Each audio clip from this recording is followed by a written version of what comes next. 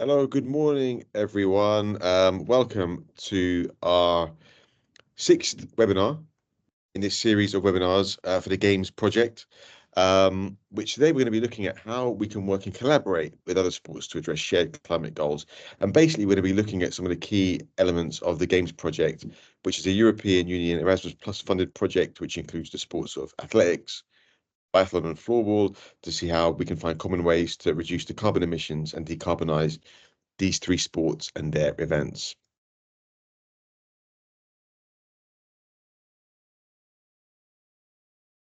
You're on mute, Matt.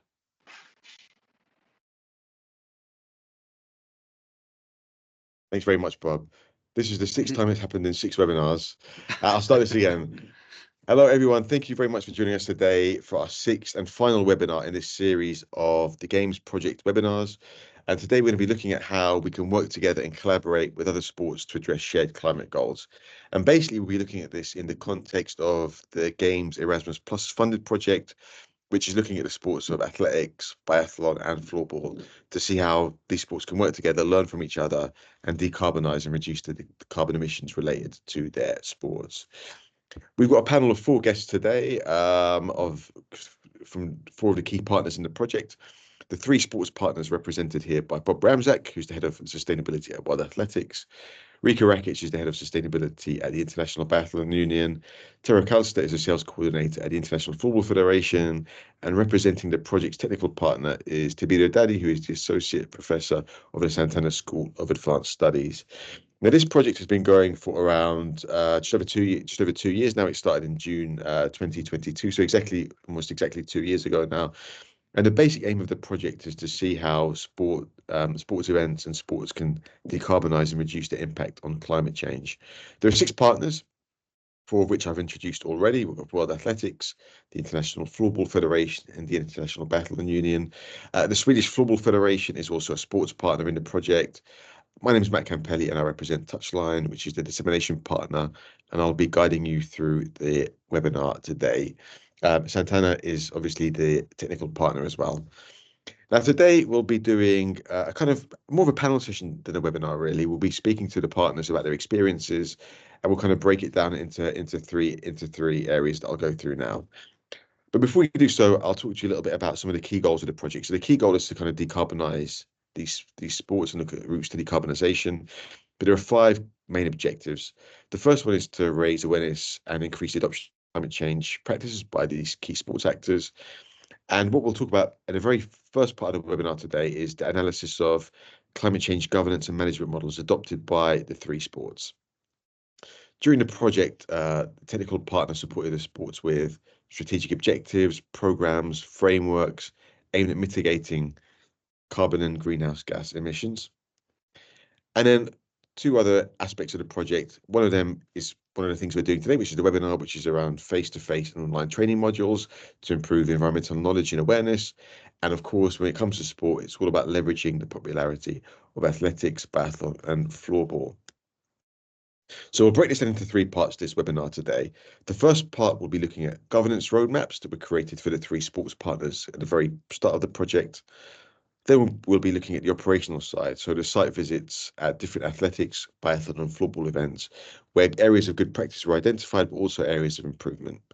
And then towards the end of the panel and the webinar, we'll be looking at a database that the group prepared together, which is a best practices database, which goes beyond the original scope of the project, but it's turned out to be a really key deliverable in the project.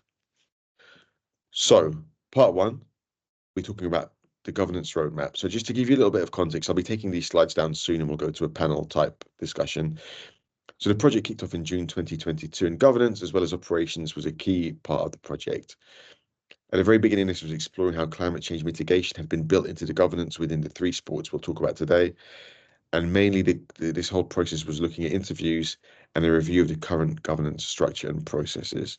So when I take my slides off, I will turn to you, Tibirio. I want to go to you first, and maybe you can kind of elaborate on kind of the key aims of the project. So before we kind of go into the governance things, maybe you can talk a little bit more about some of the key areas we were looking at in the project. Yes, hello to everyone. Thank you, Matthew. Yeah, the key objective of the project was, as you mentioned, to develop test and export, facilitate, spreading best practice in climate change, but I would say also in environmental sustainability as a wide objective. This general objective has been achieved with an approach that has foreseen the implementation of activity at operational level. So we will discuss today on this. And so for operational level, we mean the action, the practice, the activity refer to the management of events. And at governance level, that is the first topic of this starting phase of this webinar, that is aimed to analyze at organizational level and at management level how the environmental sustainability is managed in the three international federation and in the National Federation for Sweden of floorball, in order to identify at the all level possible gaps, possible good practice, and possible let's say initiative to be implemented during the project in order to improve both operational and governance management of the events of the three sport involved. An additional phase, a parallel phase on this activity has been referred and dedicated to the assessment of the environmental impact. And about 6 months ago, we have carried out what we are pretty sure to be. So a first time of a life cycle assessment of a multi-day sport event. So in specific, we have carried out this assessment in the frame of the World Train Mountain Running, so an event of athletics, thanks to the involvement of this event to one of the partners, the World Athletics that you mentioned. And we have somehow draft a report of the environmental footprint of this event, identifying what were the main pressure and impacts derived from this event. Thanks, Tibia. That report will be published on the game's website in the next couple of days, so look out for that, and we'll also focus on that event during the second part of today's webinar. But let's focus on governance. Before we do focus on governance, anyone who's watching this live, if there are any questions for our panelists, please feel free to put them into chat as often as you like. This will be quite a fluid event. There'll be no lots and lots of slides. It'll be just us doing a bit of a Q&A around some of the key talking points. We'll go for around 45 minutes in total, I think. So feel free, if there are any questions, any comments, put them in the chat. Let us know where you're from, and we'll get through as many as we can. So governance. So before the games project started, maybe we can talk about, we can kind of cycle back 2 years ago. To what extent was climate change mitigation a key part of what you guys were doing anyway? How was climate change part of governance within your respective organizations? Rika, maybe let's start with you on that one.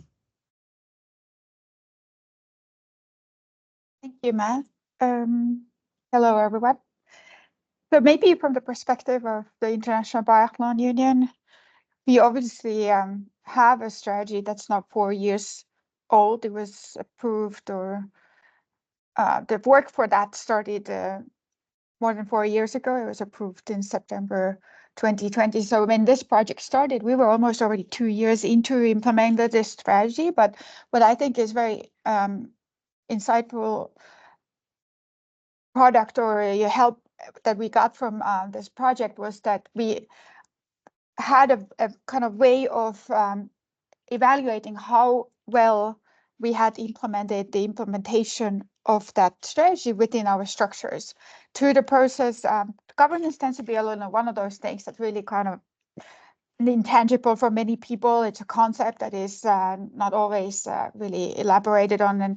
And when you start talking about, okay, what does governance of sustainability mean for a sport organization? Often it translates into documents maybe, but it doesn't translate into the doing of things. So I think what has helped us a lot has been the comparison that this project has brought to how are the different things that we're doing or intending to actually spread out through the organization. And seeing the example of the partners on this project has been a key way for us to then go back to our internal stakeholders to show that actually there are things that we could be doing better. As an example, maybe one of the topics we examined has been sponsoring, and how is sustainability included in our sponsoring approach. We tend to have a traditional partnership model where we work with an agency, and the partners tend to be long-term partners. But then there are different entities, in our case, the event organizers, the national federations, and the agency that's in between, that play a role in that. And then you can start discussing, okay, we want to be more sustainable, and sponsoring is one of the very key areas where often sports organizations are being criticized. And are we greenwashing, or are truly becoming more sustainable? And when you start then actually looking at, from the governance perspective, the process of how you acquire a sponsor or how you prolong a sponsorship agreement, then suddenly you start seeing that, oh, actually there are very many steps on the way there where sustainability isn't really actually a topic that's being addressed in a, let's say, progressive way, and in a way that makes us as more sustainable as an organization. So that's just one of the learnings that I wanted to share, but I'm sure there are more from the other partners.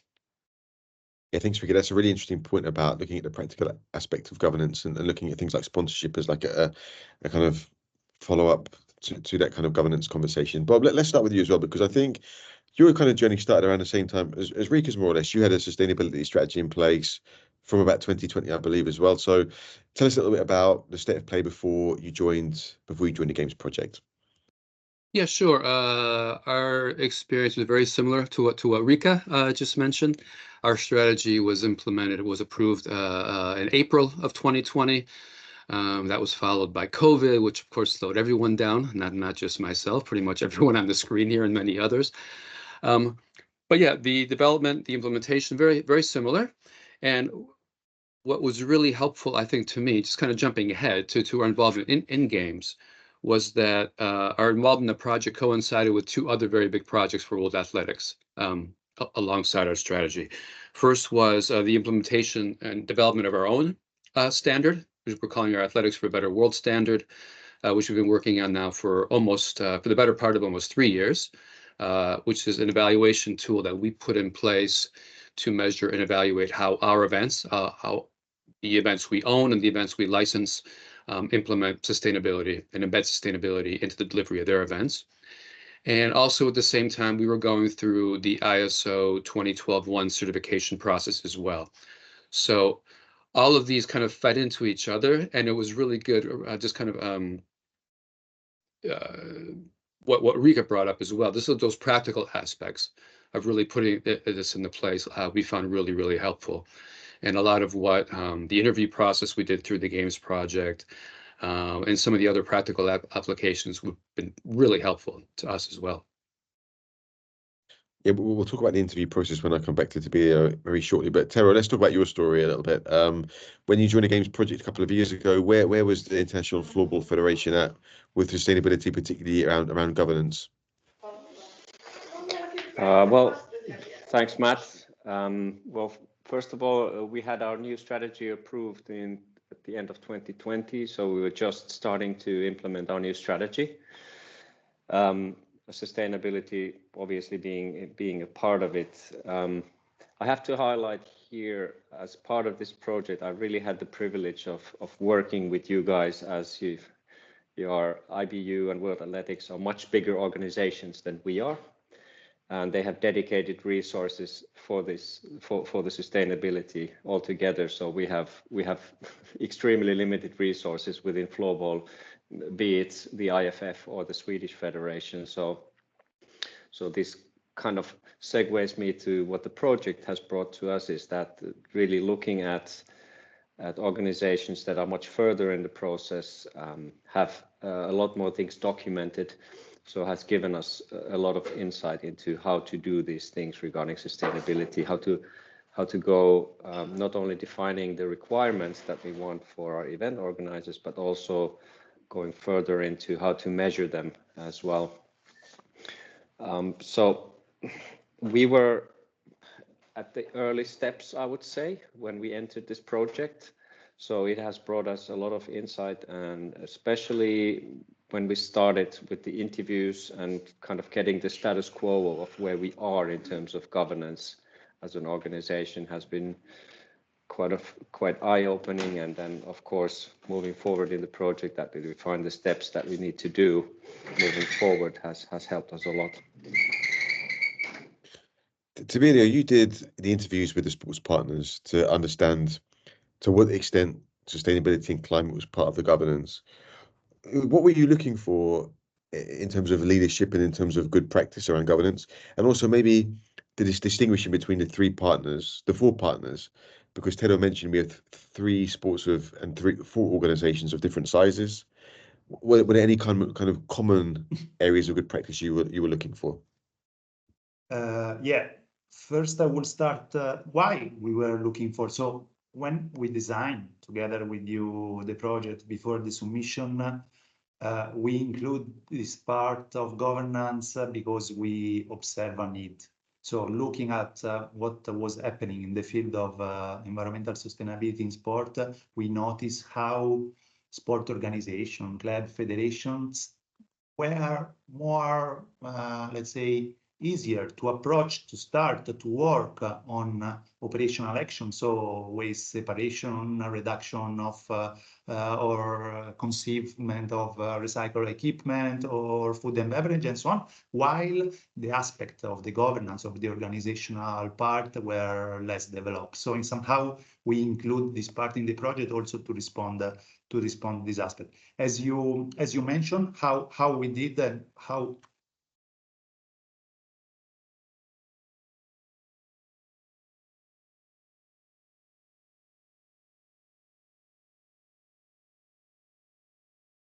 I think we may have lost Tiberio for a second. I'll give him another 10 or 20 seconds to come back. And if not, we'll move to the next question. sorry. Ah, he's back. He's back. All right, good. Okay, sorry, I don't know what I... No problem, Tiberio. Carry on.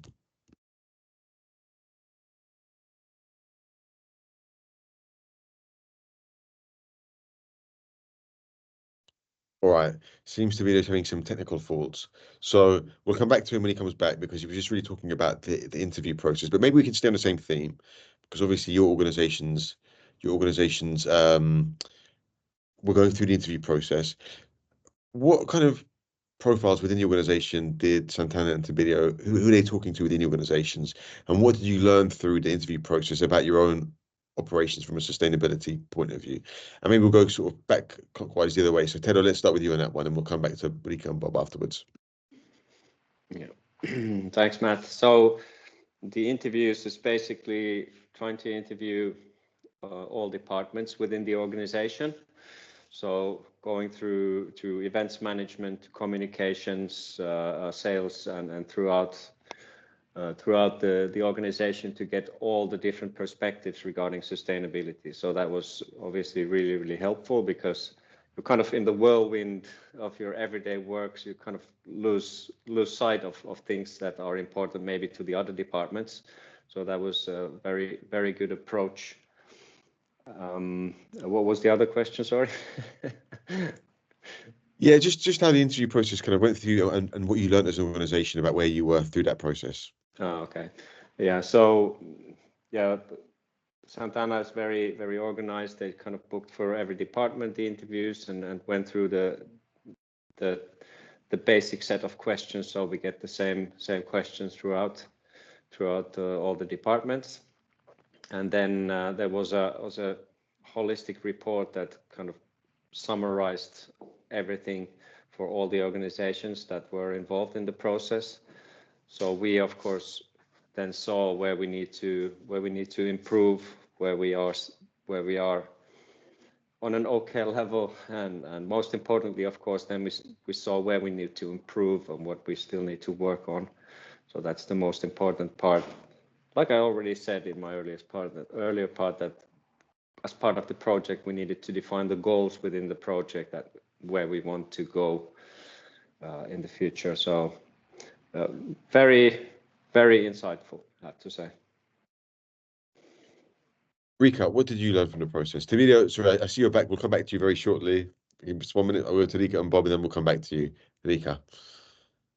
Yes, so we had a slightly different approach. We also went through the structured interviewing, but we decided to include some stakeholders in our circle of interviewees. So we spoke with the national federation because we, as an international federation, are, I don't know, the top of the iceberg. But in a way, we have to have a national implementation of what we do. Otherwise, we don't really impact the sport. We also chose to include an interview with our marketing partner, so as to uncover a little bit whether the understanding of sustainability was the same in these partner organizations or stakeholder organizations, which I think was really eye-opening, because we like to say that sustainability is everyone's job, and every job should have a sustainability element. So I as a sustainability manager within our sports federation can only influence so much, because I will need the other departments to play their part to actually make it happen within their realms of responsibility. And it's the same when we include in the discussion these other stakeholders, the National Federation or the event organizer, which in this case we actually skipped because it was National Federation on a local level as well. But then having the marketing partner also involved in the particular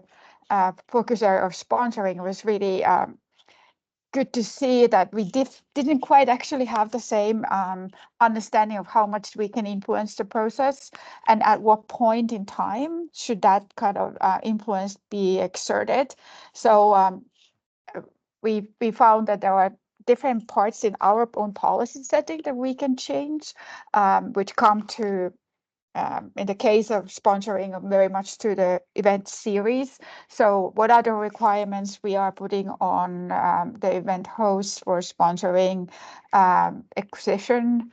And if they work with an agency, how should we work through that part in allocating events, and who decides which sponsors can be part of the event, and how sustainable they are? What role do they play in making the event then more sustainable as well? What is the kind of operational impact? What is also the image impact? So I think it was a different approach somewhat to what Dara had, and I think what Bob had, but it the such a structured interview process, when it's done by an external party, is actually a helpful platform where you can uncover those kind of differences in understanding and maybe definition too. But we'll come to you in a second, because Tiberiu's got a healthy internet connection, so we'll go to him. We'll go to him now while he's with us. And he was kind of mid-sentence as well. You were talking about what you were trying to learn from the interview process, so maybe we can reflect on that. Yeah, first, as I was saying, sorry again for the problems I had with Teams.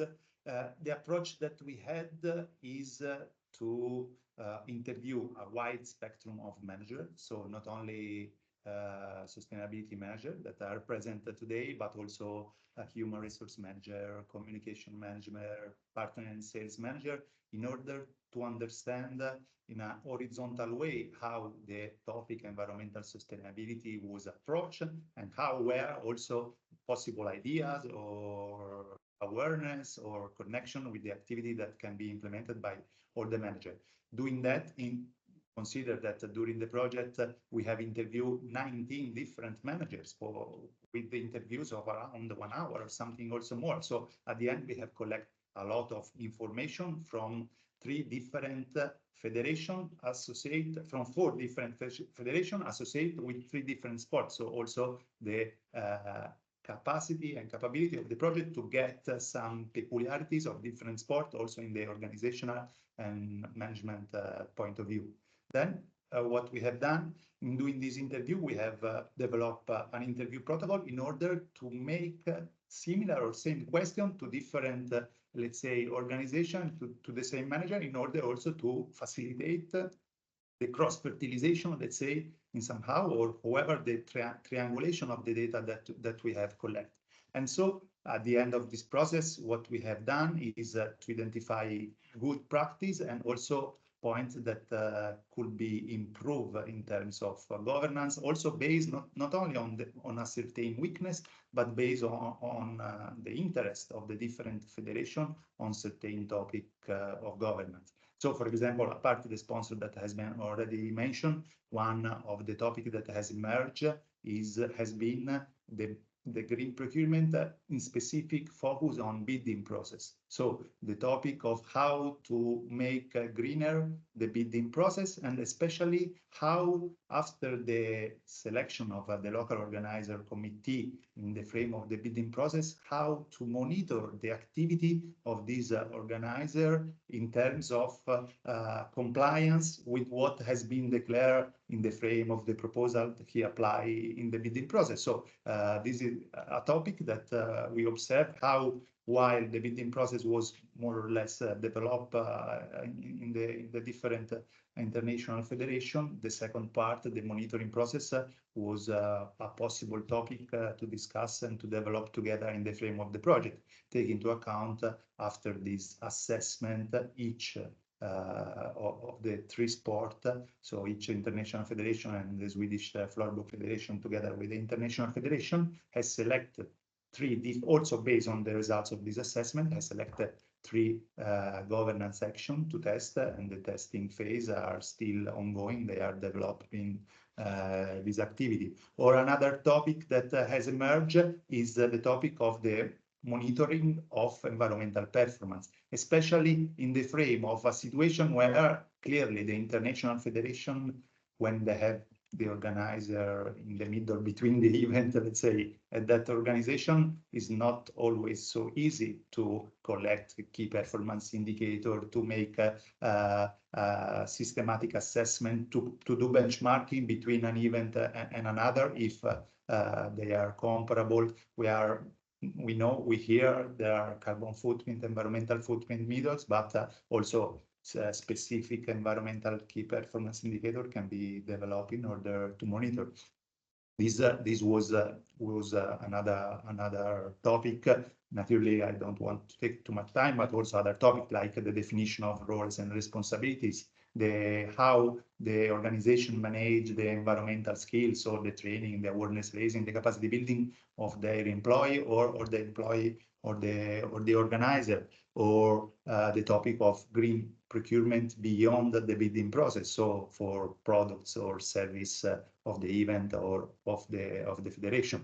These are all topics that have been analyzed and that have been resumed in the frame of the report that can be also this can be downloadable from our website, that has achieved at the end 9 governance recommendations, the ones that I mentioned plus others, and for each recommendation has been indicate where this recommendation in terms of sport organization involved of the project was supposed to be suggested to be applied according to the results of the interview. Well, Bob, tell us about your experience. Tell us about I think every sports partner had 3 governance priorities. Tell us a little bit about the interview process that you went through and how, what kind of priorities kind of came out after that process. Yeah, similarly, we included our people from our events team. Our head of events participated. Our competitions director also participated. Our head of bidding participated. Our director of communications, and I believe someone from our commercial director as well. And similar to what Rika mentioned earlier, I think most useful, at least to me personally, was how this really did open and facilitate other conversations that we had internally. Because it was, again, having that viewpoint from an outside perspective was very interesting. So that, and again, that really fed into our ISO 2012-1 certification process, and it really did help kind of sort of fill out and develop some of what we were doing there. And I think the key part there for us was just some training programs on the government side that we had developed, both internal and externally. Focusing on staff, we've now set up a part of the onboarding process for new staff and new hires. There are dedicated sustainability sessions that everyone has to go through, which has been quite useful. Those are generally now about an hour long. We talk about our strategy. We talk about how it's being implemented at our events. It talks about some of our longer term goals. We also discuss things we do internally at HQ as well. We're also beginning to look at ways to work more directly with staff specifically around putting on events, right? And then also setting up training programs with our counterparts at our LOCs. Like Rika, we hire LOCs to put on local organizing committees to actually stage our events. So it's important we have those competencies in place at the LOC level as well. And we're also beginning to develop a network of auditors in different areas to help implement our Athletics for a Better World standard, which is another thing I hope will be a legacy of this project. Some of the people I'm looking at on our screen to work into that auditing process as well, when feasible, when there might be an event in their areas as well. Thanks, Rob. Taylor, you got your hand up. While you get your hand up, I'm going to get the next slide up to take the next part of our conversation. But go ahead. What's on your mind? Yeah, just to touch briefly on Rika, I really welcome that approach, because I think we have all these documents and we talk the talk, but I think it's really interesting. One of our goals as well in the project of how to connect with the sponsors, with the really looking into the sustainability values and goals and requirements, and if your sponsors really live up to it, and you having a marketing agency, a respected, really well-known marketing agency, if they really live up to what you are trying to do. So I think that's a very interesting approach to the interviews. So we're going to move from governance to operations now. And one of the other big parts of the project was on-site visits and looking at good practice where things could improve. This happened 4 main events. One's going to be coming up, but the first one was the Diamond League World Athletics meet in Zurich in 2022, the Men's World Floorball Championships also in 2022 and also in Zurich, and the Biathlon World Championships in Oberhof in 2023. And this informed many of the operational recommendations from the project. So Tabilio, you went and did site visits at all of these events. Tell us about the purpose of the site visits. What were you looking for, and what were some of the key things that you found?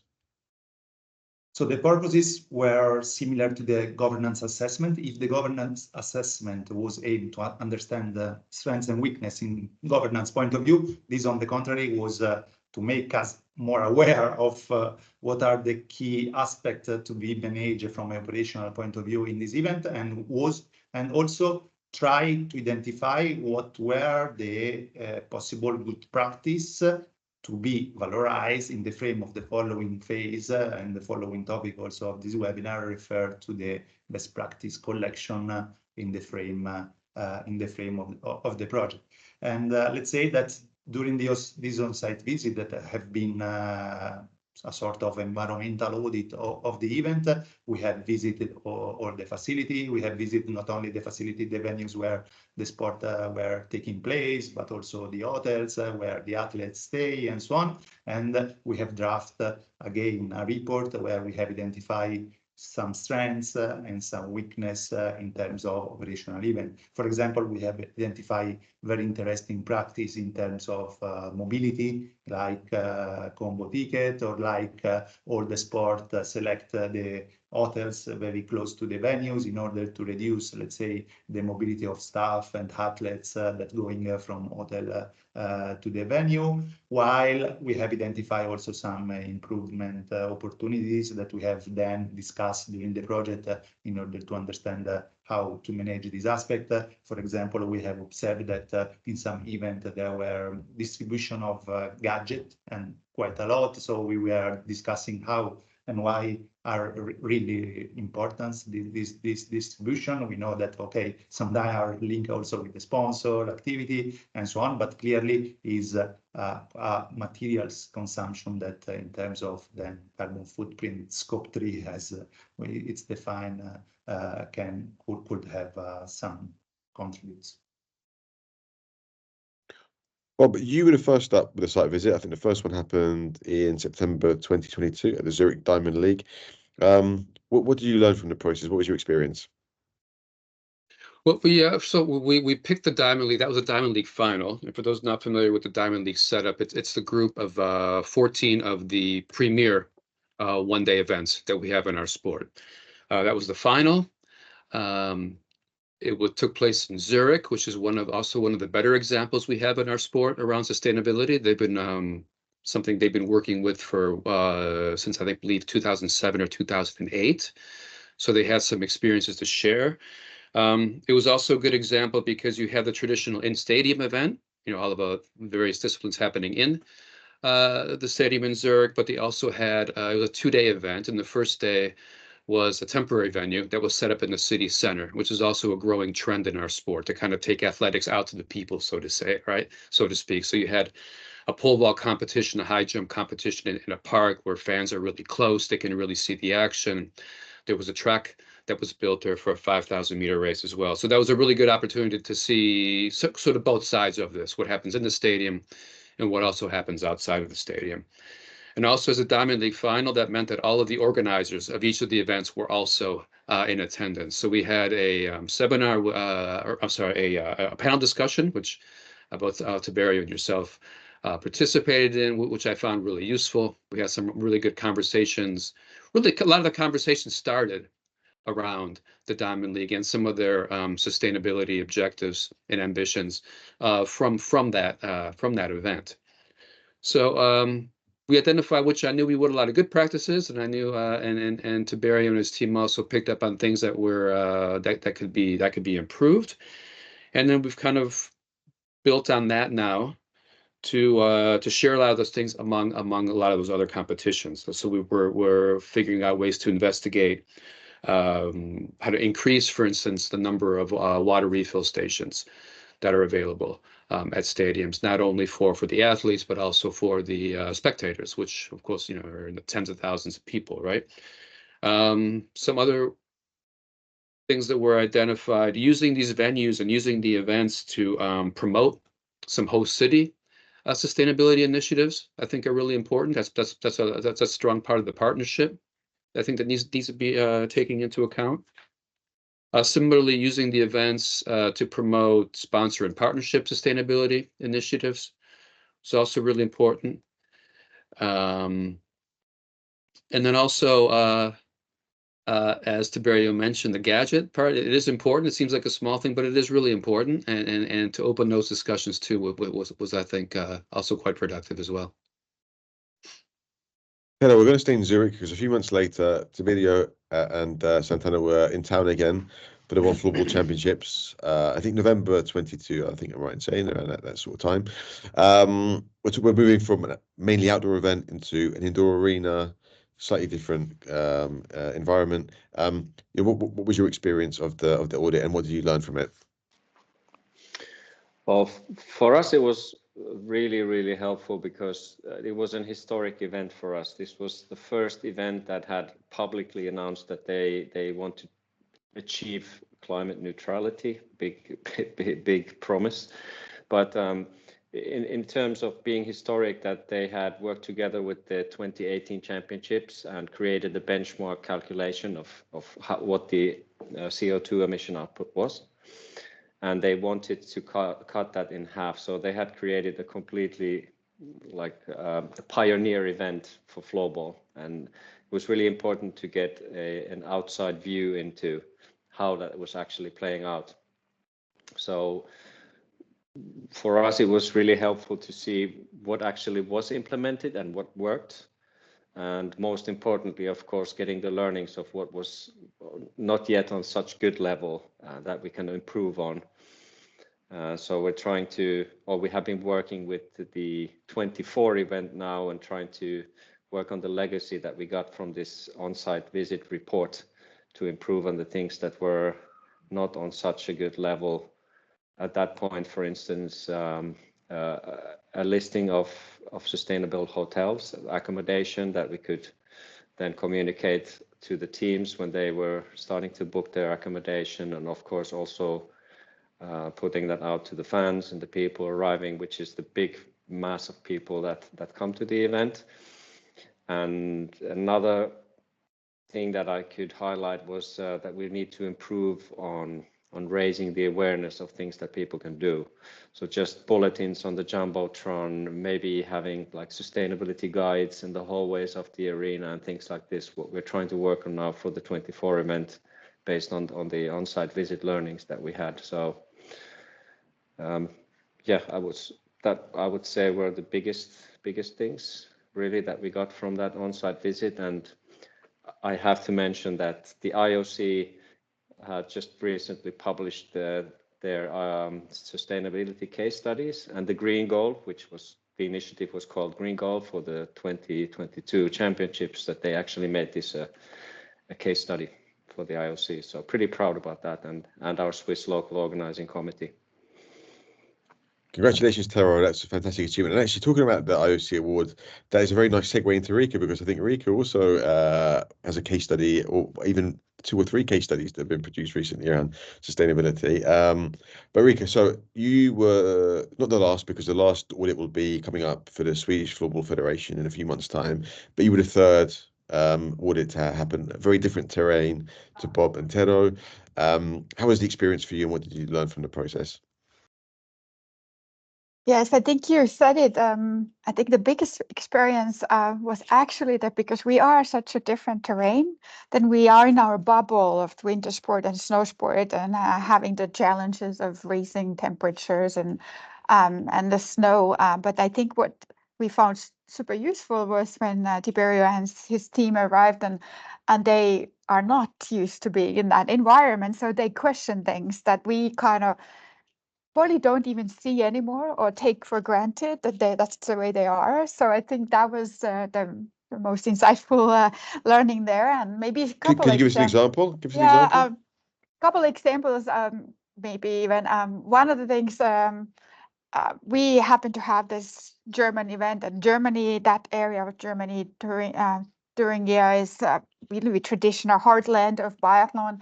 So there are certain things that are done this way. There's always a huge fan village, for example. They have to have an area where the visitors can get some beverages and eat sausage and all that. And obviously that's close to, in this case, was close to a kind of a forest or wall, wood area, and the Rare's team started asking about how about the noise level? How are there any regulations around noise that can be created from this kind of fan village, and how do you manage this noise level in terms of biodiversity protection?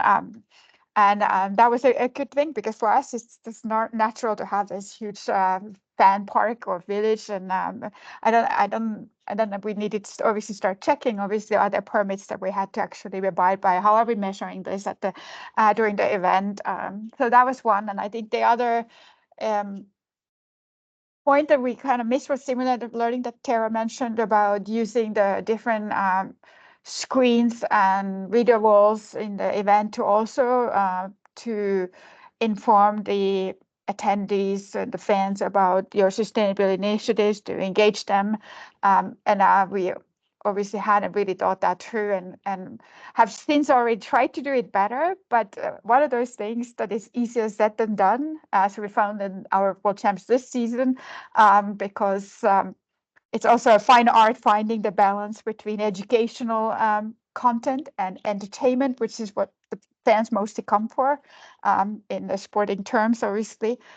So those were the 2 things. But I think what has become the most concrete learning has been the further development of our guidelines for event organizers in the bidding phase already. Both World Champs, which tends to be our highlight event 3 out of 4 years, not in the Olympic years, but the World Cup series as well, which is kind of the Diamond League of biathlon, and already including much more stringent demands and requirements into the next bidding cycle, because once the event is actually just already taking place, it's way too late to change the what's happening on site. You have to really have a process whereby you set your requirements in advance and monitor the implementation of those requirements en route to that event.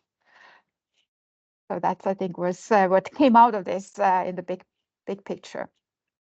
Bob, while we're on the topic of events, we've got a question which I think is directed at you from Jamie Farndale here, who's interested in ISO 20021. You mentioned in the first part of the webinar that you went through the ISO 20021 process, and that really informed your athletics for a better world standard. So Jamie's question essentially is, how difficult is implementation of ISO 20021? Did you need buy-in from other departments, and did you need external help when you were implementing it? Yeah, all of the above. We absolutely need buy-in from other departments. That's sort of what the system kind of demands, which is why I would certainly recommend this to any organizations thinking about it. It does take time. It does take a considerable amount of time and resources to implement, but I think ultimately it really lends credibility to what it is you're doing, both externally, obviously, but also internally. And that internal piece really is important. So, because it necessarily involves other departments and pretty much every functional area of your organization.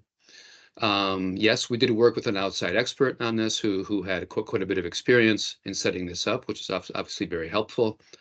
They had experience in delivering this for other organizations. But it's also important to keep in mind, this isn't a one and done kind of thing. This is an ongoing process. You know, we're about to set up a review now, you know, a year later.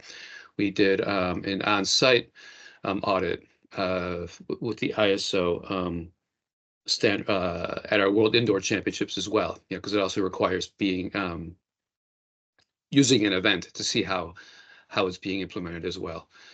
So there are reviews every year. It's also a good way to chart progress on your objectives. And it's also good to review on an annual basis and how the structure, you know, could be improved.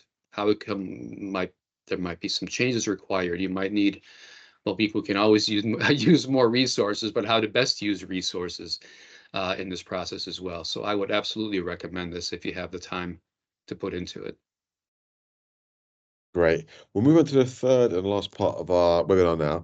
We're going to be talking about a database that we have produced. I'll share a slide for a little bit of context, but through all of the work we've been doing, we've discovered many best practices that are happening in the world of sport and put it into a database for anyone, freely available on the game's website.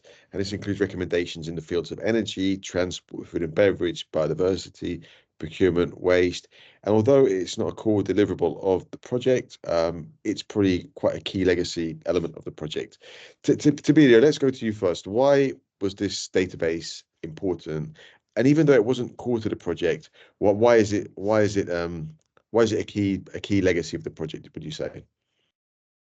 Yes, I will say why is a key deliverable? Because I think it's one of the best way of our outputs to valorize one of the strengths of games project. What was one of the peculiarity of games project? It was to have not only 3 different sports, but also 3 sports that work in 3 different venues. So let's say we have floorball that play in sport hall, biathlon that play in open air during winter times, athletics in stadium and in open air during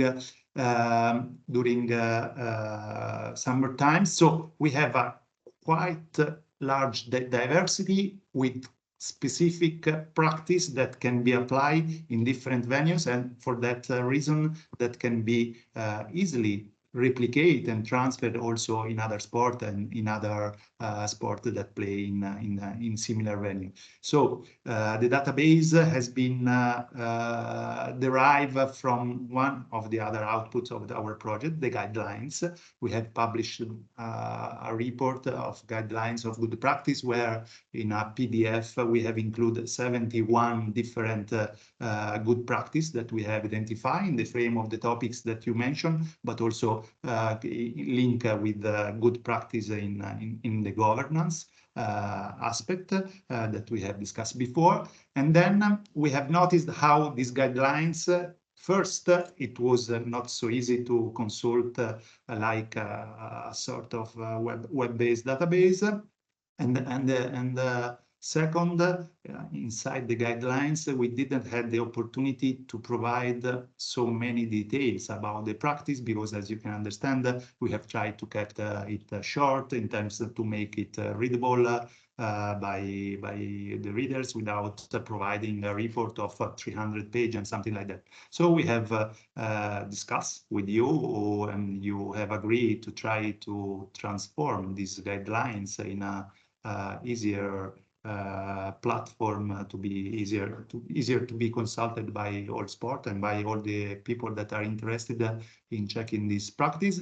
And in the frame of the platform that you showed before, just clicking on the different topics like biodiversity, waste, mobility, and so on, some template with the description of the good practice will be open. In this template, there will be included a description of the practice, example where the practice has been applied, the environmental benefit, the cost, if we had some information about the cost of the application of that practice, and also the reference from where this practice has been obtained. Because naturally, as we have discussed before, we have collected this good practice through the interview and through the on-site visit with the three sport, but in identifying the good practice, we have also carried out a wide desk research, consulting sustainability report of other federations not involved in this project, or legacy report of Olympic Games or other event, checking, identifying what kind of environmental practice have been applied and if this practice were able to be included in our web-based platform. So to answer to your question, I would say yes, it's sure one of the key output in terms of legacy, because we are obliged from the European Commission and from what we have declared in our project to keep alive the website for some years also after the project. So we think and we hope that more than the guidelines, that at the end there are a lot of guidelines, a web-based platform to consult good practice in environmental management in this sport event could be helpful for the ones that are interested in getting some practice to be applied in their events. Before I go to the sports partners on this one, we do have a few minutes left, so there may be time for one or two questions, but you have to ask them now. Try and get some questions in now if you do have questions for our panelists. Sports partners, database. Why is a database like this important for the project from your perspective, and how could it be important for sports, other federations, other organizations in sport going forward? Rika, let's start with you on that one.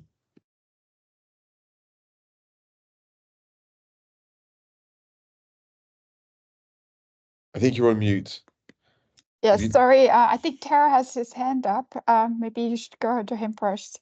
No, I don't think he does. He's waving away, so you can go ahead. You can start. Yeah, sorry, it's the technical trouble preventing me from hearing exactly your question. Can you repeat it? Yeah, no problem. It's just about the database that we produce for the games website.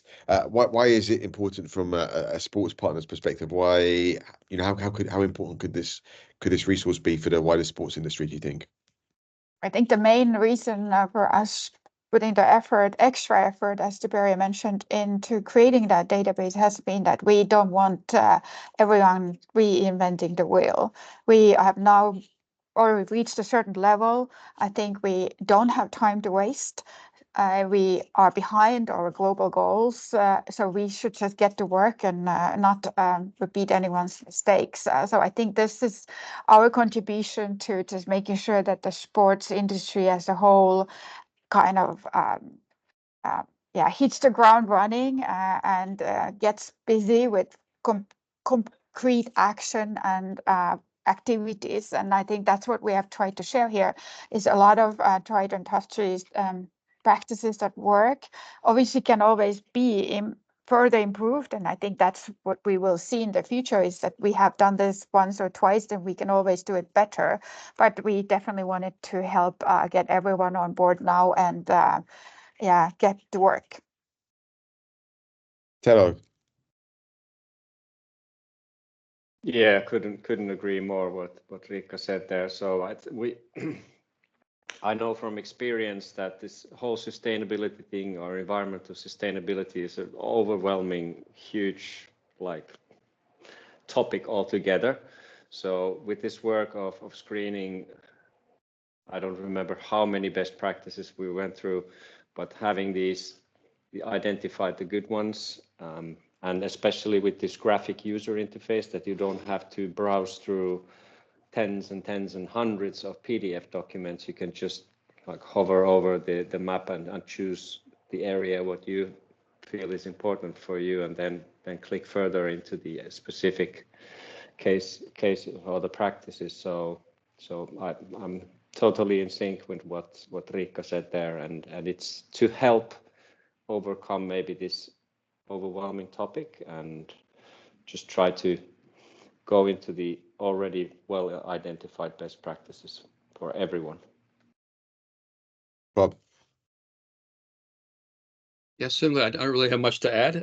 It's just really been good to help create this one-stop shop sorts, which I think is really important.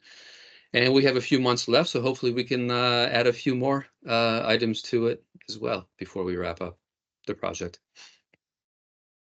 Talking of wrapping up, we're going to wrap up this webinar very shortly because we are into the final couple of minutes. But before we do, I will give the final word to Tiberio, because Bob just mentioned there are a few more months left of the project. So Tiberio, what are the final steps of the project? And then how can sport build on this project going forward? Next steps are the activity that the four sport federation are doing in terms of application of 3 governance and 3 operational actions. So in the frame of the assessment phase that we have described before, now they are adopting and applying, and some already applied these actions. So in somehow to demonstrate also how these practices are not only a theoretical exercise, but are also be applied, can be tested, and if some barriers or some good feedback we will obtain from this testing phase, we will go back to the database and to the guideline, amending, as Bob was mentioning, or adding some additional aspect on the specific practice that have been applied by the 4 sport organizations. So the database want to be an ongoing, let's say, project in terms also to be enriched by additional aspect and peculiarities, not only additional good practice. What next? In December, if I'm not wrong, in Malmo, we will have the floorball men championship, where we will have the final conference of the project, where all this output will be furtherly valorized and presented. And then we have 3 months after December, before the end of the project, where clearly we will do the final reporting, the final calculation of what we have done, the final KPI of the project. You mentioned that the database was not the web-based database was not an output of the project, but we have decided, however, to produce it, and we are happy of it, because as let's say, public university that are using public funds of the European taxpayer, in somehow, if we have the opportunity to produce something that is useful, we are, and thank also to your support in agreeing this approach to produce additional outputs is part of our responsibility, and so on. And the legacy will be how to make these outputs alive and to be furtherly valorized in other sport, or in the frame of these 3 sports, focusing on other aspects. For example, we have done this exercise especially on environmental sustainability. We know how the sustainability has 3 different pillars, or it can be given an ESG perspective and doing a similar process enlarging to social and governance aspect. So there are some different way of valorize furtherly the experience of games. Thanks, Tiberio. And if anyone wants to keep following the progress of the Games project, or wants to use the database, or even wants to watch this replay of this webinar, which will be published later today or tomorrow, you can go to the Games website, which is erasmus-games.com. So all of the information that we've been discussing today is on our website and will be up for many years, as Tobidio has just mentioned. That rounds it up. We're coming up to the hour, so this will finish off our webinar. A big thank you to everyone who joined us today. Thank you for your questions. Thank you for being involved, and obviously a big thank you to Tobidio, Bob, Rika, and Tero. Thank you very much for your time. Bye bye. Thank you.